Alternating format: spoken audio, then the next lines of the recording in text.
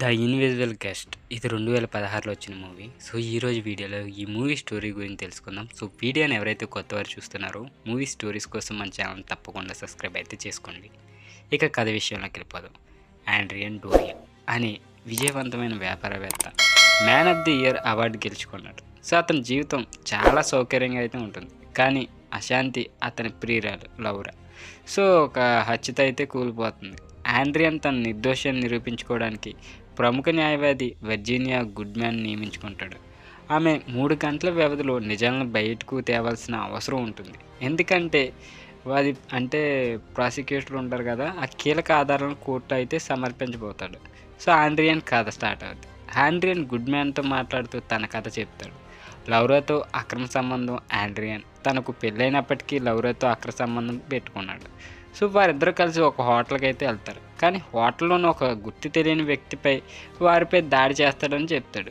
Laura హత్య అయితే జరుగుతుంది. కొంతసేపటి తర్వాత లౌరా ఒక మృతదేహంగా కనిపిస్తుంది. అయితే రూమ్ డోర్ లోపల నుంచి లాక్ అయి ఉంటుంది. ఆండ్రియన్ అందుకు దొంగచాటుగా చిక్కుకుంటాడు.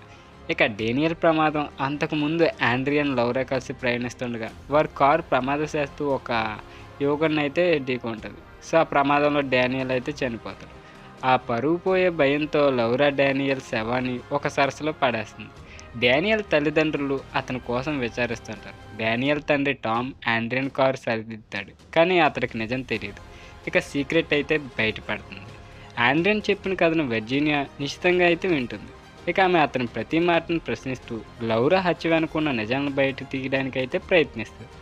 ఇక కథ చివరిలో షాకింగ్ ట్విస్ట్ అయితే బయటపడుతుంది. వర్జీనియా గుడ్మ్యాన్ నిజంగా న్యాయవాది కాదు, ఆమె డానియల్ తల్లిదండ్రులు రెచ్చగొట్టిన వ్యక్తి మాత్రమే. వర్జీనియా ఆండ్రియన్ నుంచి నిజాలను ఒప్పించి పోలీసులకు అందించే పని అయితే చెప్పబడుతుంది. ఇక చివరి మలుపు ఏంటంటే ఆండ్రియన్ అనుకుంటాడు తను మోసం చేయలేనని, కానీ గుడ్మ్యాన్ అద్భుతమైన తన మాటలతో ఆండ్రియన్ హత్యలకు పరోక్షంగానే ఒప్పుకుంటాడు. ఈ స్టోరీ అయితే సత్యం ఎప్పుడు వెలుగులోకి వస్తుంది అనేది ఈ మూవీ కాన్సెప్ట్. సో, ఇది చెప్పాలంటే ఒక ఫ్యాంటసీ సస్పెన్స్ థ్రిల్లర్ మూవీ అనే చెప్పొచ్చు. ప్రతి సెకండ్ మనకి డిఫరెంట్ లెవెల్ అయితే ఉంటుంది. మూవీ అయితే ఎక్సలెంట్ ఉంటుంది. సో, ఒకసారి ట్రై చేయండి. ఆ ప్రాసిక్యూటర్ కూడా అడిగే ప్రశ్నలు అయితే రియల్గా అంటే ఎంత నిజంగా భయపడతారో ఆ విధంగానైతే చూపిస్తారు. So, excellent movie.